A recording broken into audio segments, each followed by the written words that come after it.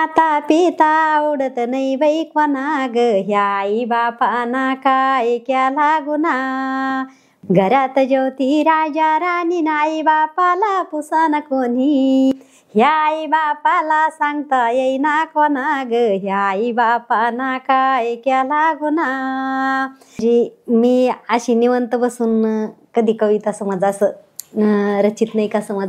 म्हणजे चालता बोलता काम करताना म्हणजे काही मला समजा इशे समोरचाच असा मिळाला तसं मला भगवंताच्या कृपा आशीर्वादाने कविता सुचत जाते. हा युट्यूब साधारण रोजगार देऊ शकतो का बरं? देऊ शकतो ना. म्हणजे आपण जरा समजा एखाद्या महिलेने घेतला तिच्यात जर कधी कला असन तर तिनं करायला पाहिजे आणि दाखवायला पाहिजे. बरोबर आपल्या मेहनतीचं फळ पण मिळतं, आपल्याला पैसा पण देऊ शकतो. जी सर्वांना प्रेमपूर्वक नमस्कार मंडळी. सर्वांचं स्वागत आहे आकाशात मास्टर्स मध्ये. मंडळी, कवयित्री कांताबाई हे चॅनल तुम्ही कधी ना कधीतरी पाहिलं असेल. आज यांचं कसलंही शिक्षण नसून यांच्या स्वतःच्या 700 कविता आज युट्यूबवरती आहेत आणि काही आणखी त्यात तयार करतायत. दर 2 दिवसाला यांची एक कविता येते आणि यांचं यूट्यूब चॅनलचे जवळजवळ 3 लाख सबस्क्रायबर्स आहेत. मग आज यांचं कसलंही शिक्षण नसताना यांनी 700 कविता तयार केल्या आणि रोज काम करत करत तयार करतात. असं ते रायटरसारखं नाही की स्वतंत्र त्यासाठी वेळ काढतात, ते काम करत करत तयार करतात आणि स्वतःच्या कविता त्यांनी यूट्यूबवरती टाकून आज त्यांचं नाव तर जगप्रसिद्ध केलं. आणि एकदम मातीतल्या भाषेमध्ये या कविता आहेत आणि याच्यामुळे त्यांचं नाव हे फार महाराष्ट्रभर प्रसिद्ध तर झालेलंच आहे. मात्र त्यांनी एक चांगल्या प्रकारे रोजगार सुद्धा यूट्यूबमधून साध्या महिलेला कमवता येऊ शकतो तिच्याकडे कला असल्यानंतर हे त्यांनी सिद्ध करून दाखवले. याच सगळ्या गोष्टींची आज त्यांच्यासोबत चर्चा करणार आहेत. तर आता जास्त वेळ नाही लावता, चला चर्चा करूया कवयित्री कांताबाई आई साहेबांसोबत. आई, स्वागत आहे सर्वांच्या वतीनं. कशा आहात? चांगले आहे. बर, मला वाटतं आता दिवाळी जवळ आली तर दिवाळीच्या एका सुंदर गीताना आपण इथे सुरुवात करूया. दिवाळीचं म्हणजे मी एक गाणं स्वरचित केलेलं आहे दिवाळीचं. बर. आणि आई वडील नाही म्हणून याच्यावरून सर मी गाणं. नक्की नक्की. आला दिवाळीचा सण मला बाई माहेराला जाण ग, मला बाई माहेराला जाण. आला दिवाळीचा सण मला बाई माहेराला जाण ग, मला बाई माहेराला जाण.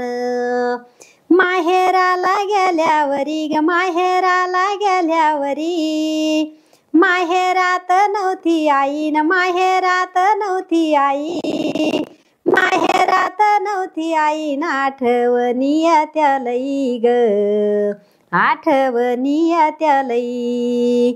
माहेरात गेल्यावरी ग, वडिलाची जागा सुनी, वडिलाची जागा सुनी ना. आठवणी माझ्या मनी ग, आठवणी माझ्या मनी. आला बाई दिवाळीचा सण मला बाई माहेराला जाण ग, मला बाई माहेराला जाण. वा, अगदीच. आई, आता तुम्हाला माहिती असेल की एखाद्या मुलीसाठी दिवाळीला माहेरला येणं ही फार मोठी गोष्ट असते आणि तुम्ही तुमच्या आईचा याच्यामध्ये उल्लेख केला. मी त्याला माफी मागून विचारतो, आता ते तर या जगामध्ये नाही आहेत. आज जेव्हा माहेराला जातात तेव्हा ती कमी जाणवते का बरं? कमी म्हणजे माहेराला गेल्यावर कोणत्या मुलीला माहेरात जर आई वडील असले समज आणि किती केवढं माहेर मोठं असलं पण आई वडील नसले ती जागा थोडी माणसाला रिकामीच वाटते कोणत्या पण मुलीला. जी, अगदीच अगदीच. बरं, आता मी फार इमोशनल करणार नाहीये तुम्हाला. आपण थोडं त्या वेने चलू की ज्या वेने लोकांना इमोशनलही होणार नाही आणि एकदम नॅचरल वाटेल. पण मला पहिलं तर हेच विचारायचं की आता तुम्ही त्या पिढीतल्या ज्या पिढीत फार शिक्षणाचं हे नव्हतं तेव्हा तुमच्या काळामध्ये, मग एवढं काही शिक्षणाचं आपल्यावरती प्रभाव नसताना सुद्धा एक तयार कशा करता तुम्ही कविता? म्हणजे आता माणूस तर एक निमित्ताला असतं आणि मला असं म्हणायचं का ही मला भगवंताचा कृपा आशीर्वाद याच्यामुळे हे सगळं काही होतं. नक्कीच. पण काय तुम्ही जेव्हा कविता तयार करायला बसता किंवा तयार करायला सुरुवात करता तेव्हा काय एक्झॅक्ट डोक्यात चालू? आता काम तर तुम्हाला घरचे असणारच आहेत भरपूर.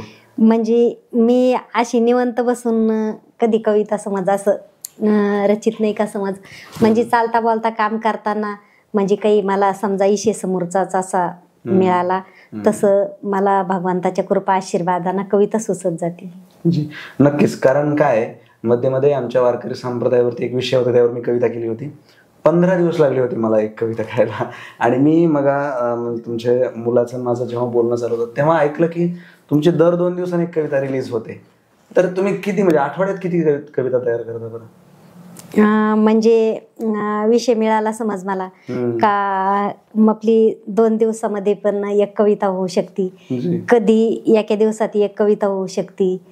हा, अशी मी कविता म्हणजे प्रयत्न करीत राहायचे. मग भगवंताच्या याना ते पाठीशी असल्यावर कोणते काम योग्य होऊन जाते. नक्कीच. पण काय सांगाल की आता कविता तुम्ही भरपूर तयार केलेल्या आहेत, पण माणसाची आठवण असते ती म्हणजे पहिली गोष्ट, कुठलीही पहिली गोष्ट फार आठवणीची असते. मग ते आपलं लहानपण असो काय किंवा सगळ्या गोष्टी, तसं तुमची कुठली तरी एक पहिली कविता असेलच ना, आठवते का ती कुठली? म्हणजे खूप काही लहानपणची, म्हणजे खूप काही अशा कविता म्हणजे किती पण आपल्या जिभी खालून गेल्या त्या. तर पण मला समजा असं वाटत नव्हतं, मला कळलं नाही मी ही कविता तयार करते आणि आपल्याकडून असं होतं हे मला कधीच कळलं नाही. पण आपलं असं होतं का कामामध्ये काहीतरी भगवंताचं नाव घ्यायला पाहिजे, हे सतत मला हे नुसतं भान होतं की शेतात काम करताना आपण सतत काम करीत राहतो, संसारासाठी आपण मरमर करीत राहतो.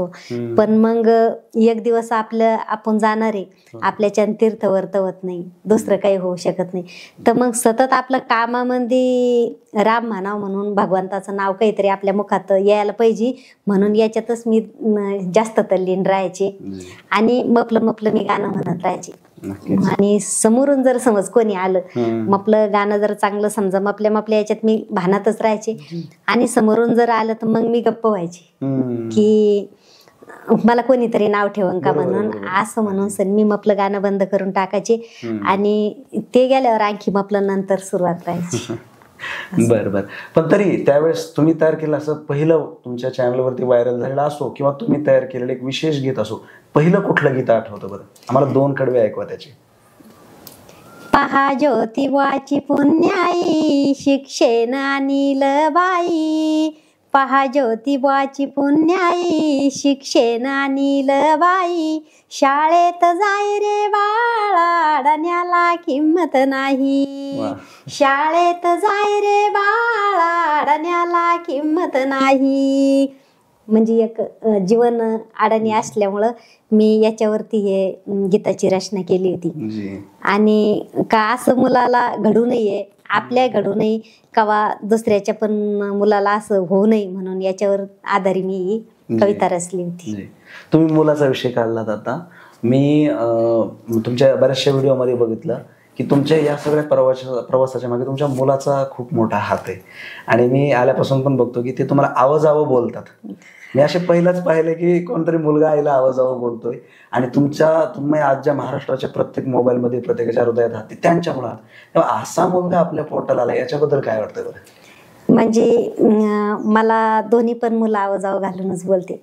आणि मपलं समजा मपलं पण खूप मुलाला एक अभिमान आहे हा, की आईना खूप काही गरिबीतून आपल्यासाठी संसाराला पण लढली, आपल्या शिक्षणाला पण लढली आणि आईना खूप म्हणजे खूप जीवनात आपल्या खूप काही त्रास झालेला आहे. पण मुलं समजा मुलाच्या तोंडाकडे पाहून सनी आपण समजा सगळं काही दुःख असन जीवनात सुख असन म्हणजे ऊन सावली म्हणतात ना येती जाती माणसाच्या जीवनावर संसारामध्ये, तशी ऊन सावली भरपूर काही मायावर येऊन गेलेली आहे. पण मी त्याला सतत खचले नाहीये आणि त्याला सामोरं जाऊन उभीच राहिले. प्रत्येकानं भगवंतानं मला भरपूर साथ दिली, याचा खूप आपल्या मुलाला अभिमान आणि तसा पुढं आता त्याचा पण मला अभिमान आहे.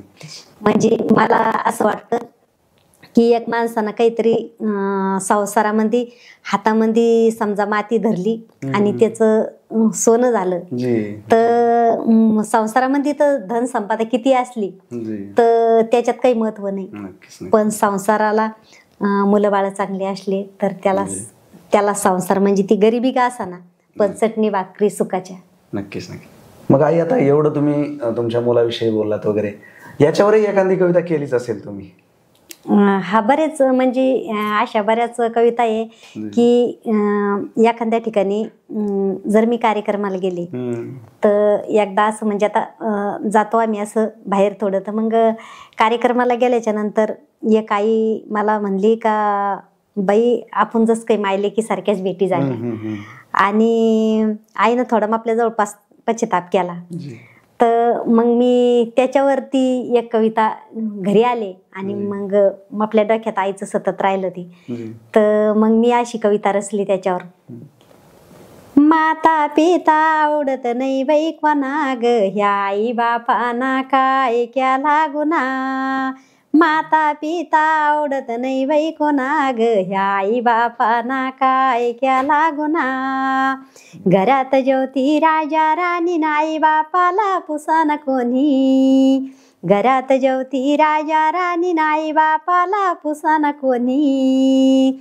ह्या आई बापाला सांगता येईना कोणा ग, ह्या आई बापाना काय केला गुन्हा. ह्या आई बापाला सांगता येईना कोणा ग, ह्या आई बापाना काय केला गुन्हा. चार चौघामध्ये नेव करी आई बापा राहते उपाशी घरी. चार चौघामध्ये नेव करी आई बापा राहते उपाशी घरी. जन्म देऊन नशीब आपलं म्हणा ग, ह्या आई बापाना काय केला गुन्हा. जन्म देऊन नशीब आपलं म्हणा ग, ह्या आई बापाना काय केला गुन्हा. याच्यावरती मी कविता रचली. जी अगदीच कमाल वाटते मला. म्हणजे मी मगापासून ऐकतो की ॲक्युरेट तिथल्या तिथं शब्द वगैरे ह्या सगळ्या गोष्टी. आता एवढ्या सगळ्या कविता तुम्ही आता साधारणपणे आजपर्यंत किती कविता झाल्या असतील बरं? म्हणजे आता मला तर काही लिहिता वाचता येत नाहीये. आणि म्हणजे मुलाकडून मी कधी कधी समजा सुनबाई सांगत या किंवा मुलगा सांगतो की आई तुमच्या कविता किमान 700-800 झाल्या म्हणून. अरे बापरे. या जे 700-800 कविता आहेत यांना साधारणपणे काय सांगाल किती वर्षाच्या कालावधीमध्ये झाल्या एवढ्या बरं? ह्या 2-2.5 वर्षाच्या. 2.5 वर्षाच्या कालावधीमध्ये? हा. वा. मग आता एवढ्या कविता तुम्ही गाता, ते मी मगापासून बघतो ते तिथल्या तिथं तंतोतंत तुम्ही जोडता. मग आता या कवितेला तुम्हाला बरेचसे फोन येत असतील, आम्ही तुमच्या कविता ऐकल्या किंवा जिथं तिथं जातात तिथं लोक भेटत असतील. अशी एक विशेष मुवमेंट आठवते का तुम्हाला किंवा एखाद्या म्हणजे काय असं? याच्यावरून सनी फोन म्हणजे मुलाला माझ्याकडे काही फोन राहत नाहीये. म्हणजे मला फोन मध्ये कळत नाही काही, तर मी फोन वापरतच नाही. आले नातेवाईकाचे फोन तर समजा मुलाच्या फोनवर येते. आणि याच्यावरून सनी की मला आत्ता माग म्हणजे मला एक भाऊ वारला आपल्यावाला.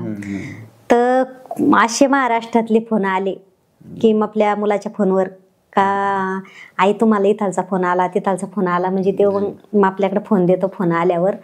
आणि मला किंवा आईसारखी समज घातली आणि बऱ्याच महिला आहे ना किंवा बहिणीसारखी समज घातली. आणि एखादा समजा वडिलासारखंच मला बोलते की ताई आता थोडं याच्यातून निघून जा. आणि मला चौकून सगळ्याचा प्रतिसाद भेटला, सगळीकडून फोन आले. आणि ते दुःख तर मी जास्त विसरू शकत नव्हते. पण मग एक तर सगळ्याच्या फोनाना कोणच्या शब्दाना शब्दाच्या माऱ्याना मी त्याच्यातून आता बाहेर पडत चालले. म्हणजे 1-1.5 महिना आपलं 1 महिना असं डोकं समजा जास्त वारंवार लक्षात येत राहायचं. कारण की ते 2 दिवसा अगोदर भाऊ इथं आला होता आणि भावाच्या आपल्या खूप काही गप्पा गोष्टी झाल्या होत्या. आणि राखी पौर्णिमाचा सण होता. मी राखी बांधली आणि त्याच्यासोबतच हिडीव घेतला सहज. आणि 3ऱ्या दिवशी ही घटना घडली. तर ही घटना घडल्याच्या नंतर मग मला खूप काही वेगळंच दुःख झालं ती की अचानकच झालं ना. आणि आपल्यापेक्षा लहान होता. म्हणजे त्याचं खूप काही आपल्या जीवाला वाईट वाटलं, खूप दुःख वाटलं. पण हे दुःख असं हिरकवलं की एक मुलीसारखा मला चौकडून प्रतिसाद भेटला. आणि एक आईसारखा सगळ्यांना आपल्यापेक्षा लहान लहान मुलींना सुद्धा माणसं आई आता ते दुःख सोडून द्या, दिवसमान चांगले नाहीये, तुम्ही स्वतःला बिमार व्हासाल.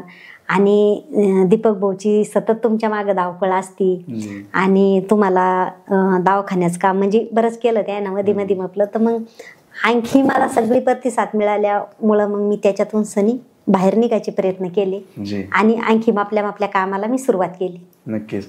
पण तुम्ही आता त्यावेळेस तुमच्या भावावरती काही कविता केली का त्यावेळेस ते वारले नंतर वगैरे असं काही? हा त्याच्यानंतर केली होती भावावरती. हा मी काय विचारलं, मला तुम्हाला दुखवायचं नाही पण भाऊबीज आणि क्षण आली आहे आता, तर त्याच्यासाठी आहे का एखाद्या भाऊ बहिणीच्या नात्याला जोडणारी एखादी कविता?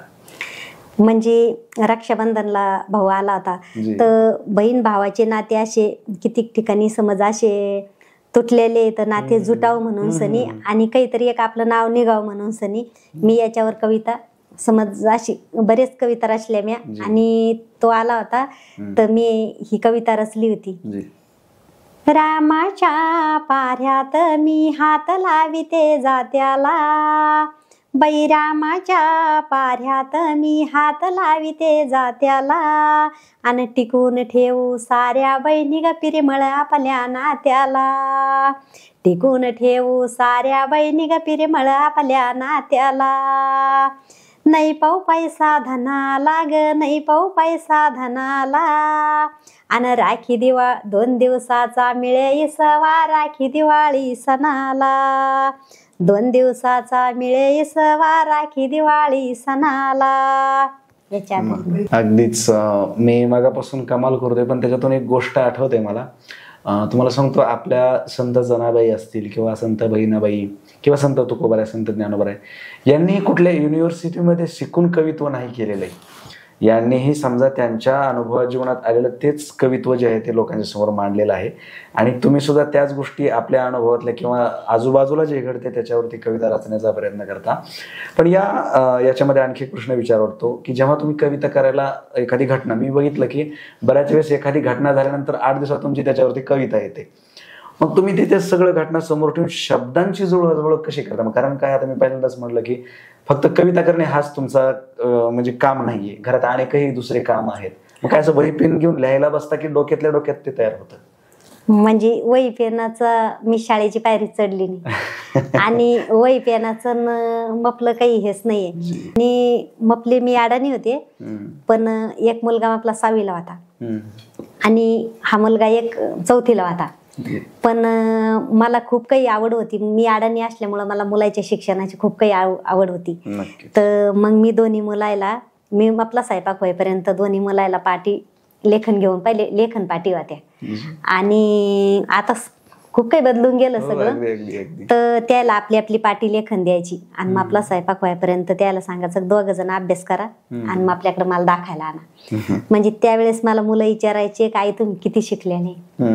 तर मग मला असं वाटायचं खरंच जर सांगितलं तर मुलं अभ्यास करणार नाही आणि खोटं जर सांगितलं तर मुलाचा काहीतरी फायदा व्हायला पाहिजे. मग मी त्यावेळेस मुलाला खोटं बोलून मी म्हणले मी 7वी शिकेले आणि दोघांना पण अभ्यास करायचा आणि मग आपल्याकडे दाखवायला आणायचा.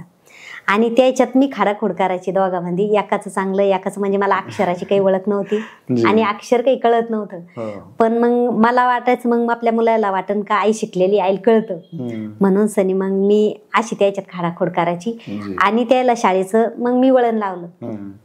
आणि मग त्याचं शिक्षण झाल्याच्या नंतर मग मी मला बचत गटात राहायचं होतं. मग बचत गटात राहिले मग मी, तर मग मला बचत गटामुळे सहीची अडचण यायला लागली आणि मग सहीची अडचण यायला लागली तर मग मी मुला एक म्हणलं दुसरीकडं याला त्याला न विचारता आणि आपल्या काही एक जीवाचा अपमान वाटून असं आपल्या मनात, तर मग आपल्या मुलाकडून आपण सही शिकून घ्यावं म्हणून त्या दिवशी मी मुलाला सही शिकायसाठी विचारायला लागले, बाबा मला आता गटात जायचंय तर मला सही शिकून द्या नुसती. तर मुलं म्हणले आई तू तर म्हणली आम्हाला का 7वी शिकलेली आहे आणि तूच आमच्याकडून सही शिकतीये. खूप काही मुलं हसायला लागली मला का पहा आई ना आपल्याला आतापर्यंत कळू नाही दिलं का मला शिक्षण आहे का नाहीये. मग मी त्याच्यावरती एक कविता रचलेली, माझी वेळ चुकली लई ग मी शाळेत गेले नाही, माझी वेळ चुकली लई ग मी शाळेत गेले नाही, बँकेमध्ये मी कागद द्यायला सही करता येईना मला, साहेब बोलू लागला तव्हा जीवाला पस्ताव झाला ग मी शाळेत गेले नाही, तव्हा जीवाला पस्ताव झाला ग मी शाळेत गेले नाही. बचत गटात गेले बाई तिथं हिशोब येईना काही, साऱ्या महिला तोंडाकड पाही तुम्ही शाळेत गेल्या नाही, माझी वेळ चुकली लई ग, मी शाळेत गेले नाही, माझी वेळ चुकली लई ग, मी शाळेत गेले नाही. मला आता सही येत नव्हती, पण मग सगळ्या 10-11 जणी महिला झाल्या आणि त्यांनी मला अध्यक्ष ठेवलं गटाचं. आणि मग मी त्याला म्हणत गेले की मला शिक्षण नाहीये आणि मी तुमच्या गटामध्ये सदस्य राहते, अध्यक्ष राहत नाही. त्यांना सांगितलं का आई तुम्ही काही जर झालं आम्ही तुम्हालाच अध्यक्ष ठेवणार. आणि म्हणजे आता बरेच 10-15 वर्ष झाले मग तेव्हापासून मी गट चालवते. आणि कोणी असं महिला समजा गरीब दुबळं असं काही काम आपला तसं मी त्याच्यातून निघले, मला त्याचे अनुभव झाले. आणि एखाद्याचं काम आडी अडचण तर 10 जणीला तयार करून त्याचं काम भागायचं, त्याचं काम वेळेवर करायचं. कोणत्या शिक्षणाचं मुलाचं शिक्षण आडं असन, कोणचं लय आडी अडचण आली असन तर ते काम मी तसं काम मी करते. नक्कीच नक्कीच. फार विशेष वाटते तुमचा हा एक एक एक एक समजा जीवनाचा पैलू उलगडत जातोय. पण आता थोडंसं मागे येऊन मला आणखी विचारायचंय की आता एवढ्या कविता तर आहेत, पण एक आजपर्यंत सर्वात जास्त व्हायरल झालेली कविता तुम्हाला कोणती आठवते, जास्त लोकांनी बघितली ती? आणि कविता तर अशा बऱ्याच आहे शिक्षणाच्या असन, पण एक कविता आहे की मी अशी एसटीत प्रवास करीत होते. अच्छा. आणि एक आई खूप रडत होती. बर. तर आई रडत होती तर मला असं वाटलं की काहीतरी घटना घडली असन म्हणून आई रडत असन. तर मग मी त्या आईला विचारलं काय तुम्ही इतकं म्हणजे मला थांबवा ना, तर मी आईजवळ बसले जाऊन का आई तुम्ही इतकं का रडता. तर मग आईनं मला दुःख सांगितलं का बाई मी जीवनात येऊन सनी खूप काही गरिबी काढली आणि मला एकच मुलगा आहे आणि आपला म्हातारा जी आहे तर 2-3 दिवस झाले ते वृद्धाश्रमात गेलेला आहे. आणि आपल्या म्हाताऱ्याला बीपी शुगरची गोळी आहे तर त्याला असं भुका तानाचं दम निघत नाही, तर याचं मला रडू येतं असं म्हातारीनं मला सांगितलं. आणि त्याच्यानंतर मग मला पण सुद्धा जायचंय आता, मी काही घरी थांबणार नाही असं. म्हणजे एक नातं जी जोडीचं आहे पहिलं, आताच्या काळामध्ये तर नाही राहिलं, पण पहिलं जीव होतं तर ते किती गरिबी असू किती असू पण म्हणजे जी जोडी होती नवरा बायकोची ते एकमेकाला कधीच सोडित नव्हती. किती संकट येऊ सुख येऊ दुःख येऊ. आता ह्या पिढीमध्ये ह्या काळामध्ये तसं राहिलं नाही. 4-6 महिन्यामध्ये पण म्हणजे आता घटस्फोट होतात असं मला म्हणायचंय. म्हणजे त्याच्यावरती मी मग एक गीताची रचना केली होती. 9 महिने वझ वागून काय रे गुन्हा केला, 9 महिने वझ वागून काय रे गुन्हा केला, अन वृद्धाश्रमात सोडून देता शेवटी आई बापाला, वृद्धाश्रमात सोडून देता शेवटी आई बापाला, तुझ्यासाठी जपून ठेवलंय किती विष्टेटीला, तुझ्यासाठी जपून ठेवलंय किती विष्टेटीला, तुझ्या हाताची शीप मिळेना शेवटी आई बापाला, तुझ्या हाताची शीप मिळेना शेवटी आई बापाला, बाजारात गेल्यावरी सार मिळत काही, बाजारात गेल्यावरी सार मिळत काही, सारी प्रथमी धुंडून बसला आई बाप मिळणार नाही, सारी प्रथमी धुंडून बसला आई बाप मिळणार नाही. याच्यावरती मी कविता केली. वा, कमाल आहे. मी आता युट्यूबला तुमच्या बऱ्याचशा कविता वगैरे बघितल्या, तर तुमचं चॅनल जे आहे ते सगळं तुमचा मुलगा वगैरे हे चालवतो. तेव्हा तो जेव्हा समजा बाहेर जातो किंवा तुम्ही जेव्हा बाहेर जाता अनेक लोक ओळखतात तुम्हाला वगैरे ह्या सगळ्या गोष्टी, मग हे सगळं तुमच्या मुलामुळे शक्य झालं आहे. तर तुम्ही तुम्हाला एक साधा प्रश्न विचारतो की या आजपर्यंतच्या सगळं जेवढं काय तुम्हाला महाराष्ट्र ओळखतो वगैरे याचं सगळं श्रेय तुम्ही तुमच्या मुलाला द्याल का? म्हणजे आता हे सगळं महाराष्ट्र ओळखितो मला आणि याच्यातून सनी मुलांना समजा मुलाचा खूप काही पाठिंबा आपल्या माग. आणि मी समज बाईची जात कशी असते की चुलन मूल एवढ्या दिवस म्हणजे असं एक. पण ह्या कविता रचना झालं आपलं काम, पण सगळे बाहेर दाखविणं जगात पोहोचणं, जिथं नाही तिथं हे करणं, म्हणजे ते सतत आपल्या पाठीशी ठाम उभा राहिला, तेव्हा मला पुढं पाऊल टाकता आला. आई एवढे सगळे गाणे केले तुम्ही, 700 नंबर आकडा सांगितला. आता माणसाने सहज जर एखादं काम केलं, आता आपण आज बघतो की साधे साधे रील करणारे मुलं त्यांना मोठे मोठे अवॉर्ड मिळतात वगैरे, मोठ्या मोठ्या शो मध्ये जातात. तसं तुम्हाला एवढ्या 700 कवितेच्या माध्यमातून काही अवॉर्ड वगैरे मिळाला की नाही आजपर्यंत? म्हणजे आवड तर येत राहते जात राहते, आणि पैसा जिंदगीत येऊन येतो पण जातो पण. पण एक आवड मला इतका मोठा मिळाला की मला सगळ्या महाराष्ट्रामध्ये कोणी आई म्हणतं, कोणी ताई म्हणतं, आणि कोणी मुलीसारखं समजितं. म्हणजे इतकं मला महाराष्ट्राचा ह्यो आवड मला सगळ्यात काही मोठा मिळाला की मी प्रत्येक जर कधी गावामध्ये गेले तर लगेच आपल्याजवळ सगळ्या महिला जमा होऊन येत्या. आणि कोणी एखादं समजा वडिलासारखं जर मला बोललं तर ताई नमस्कार घालून बोलतं. आणि सगळ्या महिला मला समजा बहिणीसारख्या, आईसारख्या, हे एक जवळचे गणगोतासारखं मला ह्यो मोठा आवड मिळाला मला सगळ्या महाराष्ट्राचा. तर आपल्या बाई जसं का असं म्हणणं आहे, तर जिंदगीत पैसा किती येतो किती जातो, आणि आवड किती येते किती जाते, पण सगळ्यात महत्वाचा ही आवड मला भेटला सगळ्या महाराष्ट्राचा. नक्कीच नक्कीच. पण आई, तुमच्यासारख्या अशा कित्येक महिला आहेत ज्या साधारण गावी आहेत, पण कोण मला काय म्हणाल का, किंवा कसं आपण करावं आपली कला, त्यांच्याकडे कला आहेत पण त्या दाखवू शकत नाहीत. तर मला तुम्हाला एक साधा प्रश्न विचारायचा आहे की अशा बऱ्याचशा कला बऱ्याचशा महिलांकडे आहेत, तर त्यांनी ह्या समाजाच्या थोड्याशा साखळ्या तोडून पुढे येऊन आपलं प्रेझेंटेशन युट्यूबवर केलं पाहिजे का बरं?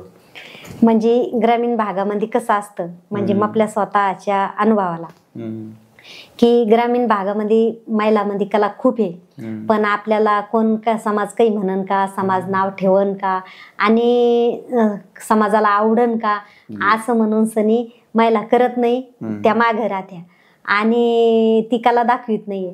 की पण आपल्या पाठिंब्याला एक आपले मुलं होते, आणि मुलांना सांगितलं, आणि कला म्हणजे अशी पाहिजे का, तेच म्हणणं असं होतं का आई काहीतरी समाजाचं चांगलं होतं, तुमच्या शब्दातून चांगलं घडत जर असं ना, आपल्यापासून जर कधी समाजाचं चांगलं होत असं, आपलं चांगलं व्हा हे भीत नाहीये, पण आपलं पण समाजाचं चांगलं व्हा. आणि काही काही समजा समाजाला आपल्याकडून समजा 2 शब्दाचं ज्ञान जरा समजा त्याच्यातून जर त्याने घेतलं, त्याला जर भेटत असलं, त्याचं चांगलं होत असलं, तर त्यांना युट्यूबवर करायला काहीच हरकत नाहीये. आणि मेहनत केल्याशिवाय तर काही कुठं मिळतच नाही, मेहनतच करावं लागते, आणि मेहनतीनंच फळ मिळतं. कोणत्या क्षेत्रात जर कधी गेलं तर मेहनतीनं फळ मिळतं. पण मग समाज काय म्हणन, आणि हे जर असं समजा आपण म्हणून राहिलो तर मग ग्रामीण भागामध्ये महिला मागं राहत्या. आणि याच्यात असं आहेच, पण ग्रामीण भागामध्ये ना तर खूप काही नाव ठेवतात, आणि स्वतःच्या मनाला पण वाटतं समोरचं. आता मी सुद्धा गाणं म्हणत होते, पण मी कोणाच्या समोर गाणं कधी म्हणले नाहीये, कधी कोण्या मंदिरात जाऊन सुद्धा मी गाणं म्हणले नाही. नुसतं गाणं जी होतं आपलं ते आपल्या नुसतं मनालाच माहिती होतं. आणि काम शेतात काम करताना त्या काळ्या महिला आपलं गाणं माहित होतं, आणि मला सुद्धा गाणं ते तेवढं माहिती होतं. आणि तिच्यासोबत मी म्हणजे इतका आनंद घेत राहिले सतत, बरोबर का मला असं वाटत नव्हतं का आपलं गाणं कोणी ऐकायला पाहिजे म्हणून. मला असं वाटत होतं का मी श्रोता होती म्हणायचं, असं म्हणायचं. तर मग मी त्याच्यामध्येच गाणं म्हणत राहायचे. पण आपल्या जबर पाठिंबा, 2 मुलं आपल्या पाठीशी होते, आणि शेवटी आपल्या पुन्हा मालकाचा पण सुद्धा मला, मी त्यांचा विचार समजा घेत राहत होते वारंवार, तर मला मालकाचा पण सुद्धा पाठिंबा होता. म्हणजे घरामध्ये सगळ्याचा पाठिंबा असल्यामुळं, सुनबाईचा सुद्धा होता, सगळ्याचा पाठिंबा असल्यामुळं तेव्हा मी एवढ्या महाराष्ट्रामध्ये गेले आणि मुलांना पोहोचिलं मला. आणि एकल्याच काही राहत नाहीये. हा म्हणजे असं का नाही का मी एकटीन केलं म्हणून असं कोणतं पण एकट्यानं होत नाही, पाठिंब्याशी काम होत नाही. आणि त्याला ज्याला पाठिंबा जर भेटत असेल त्यांना युट्यूबवर जायला हरकत नाहीये, चांगलं काम करण्याला हरकत नाहीये. आणखी एक शेवटकडे जायच्या आधी छोटासा प्रश्न विचारतोय मी, की खरंच एखाद्या महिलेनं समजा घेतला मोबाईल, तिचं काय तिची कला आहे ती प्रदर्शित करायला सुरुवात केली, हा युट्यूब साधारण रोजगार देऊ शकतो का बरं? देऊ शकतो ना. म्हणजे आपण जरा समजा एखाद्या महिलेनं घेतला, तिच्यात जर कधी कला असन तर तिनं करायला पाहिजे आणि दाखवायला पाहिजे. बरोबर आपल्या मेहनतीचं फळ पण मिळतं, आपल्याला पैसा पण देऊ शकतो. जी नक्कीच.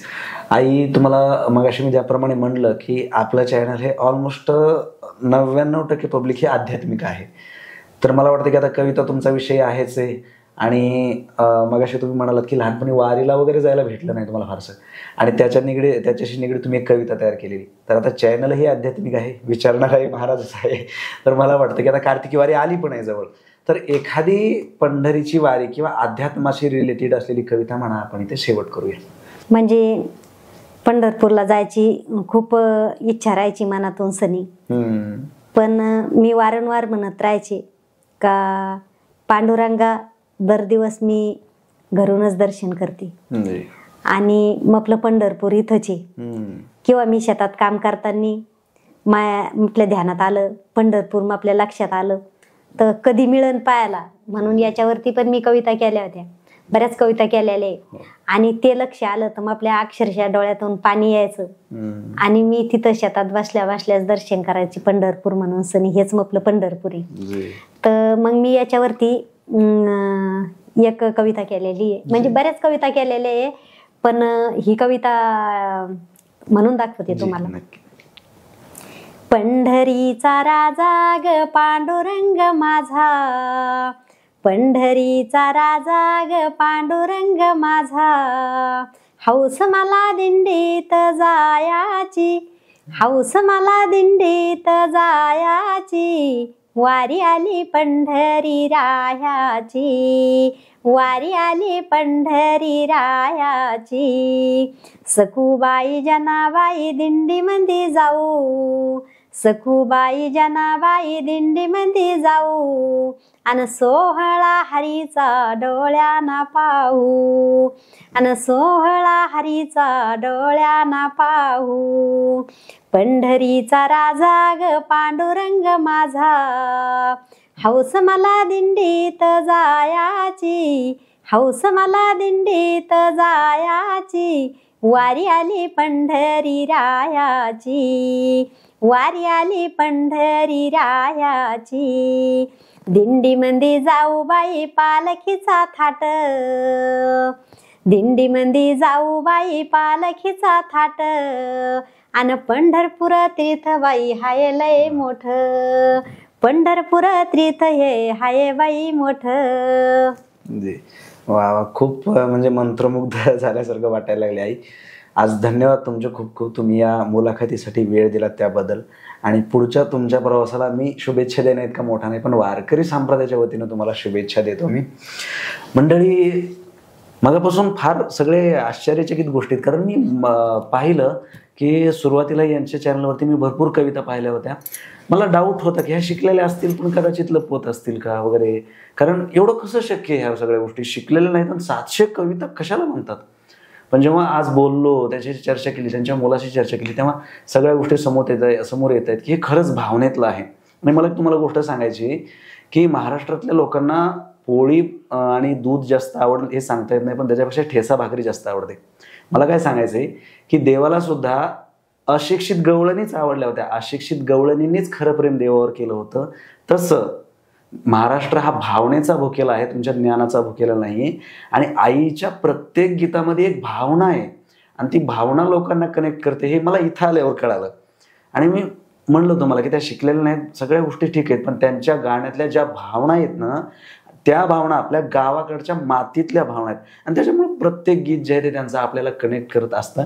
आणि त्यांची खरंच ती तेवढी लिस्ट आहे 700 गीतांची, कमाल आहे एवढी. बाकी असो मंडळी, अशा प्रकारचा व्हिडिओ होता, फार सुंदर व्हिडिओ आहे. मला वाटतं की एखाद्या महिलेमध्ये जर एखादी गोष्ट असेल तर ती जगासमोर आणली पाहिजे. आणि जर तिच्यात खरंच जिद्द असेल आणि तिच्या घरच्यांनी तिला साथ दिली तर त्या महिलेला अख्खा महाराष्ट्र ओळखू शकतो तिच्या भावनेच्या जोरावरती, कारण हे सगळे भावनिक गीत आहेत.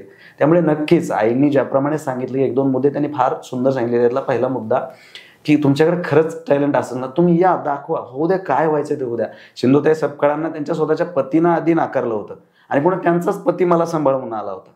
म्हणजे सांगायचंय काय, सुरुवात करताना कठीणच आहे कुठं पण एकदा सुरुवात झाली, 4 लोक तुम्हाला ओळखायला लागले, पुन्हा सगळं फुलांसारखंच आहे, पुन्हा कठीण काही नाही. बाकी असो मंडळी, व्हिडिओ आवडला असेल तर शेअर नक्की करा आणि पुढच्या व्हिडिओची वाट बघा. नमस्कार.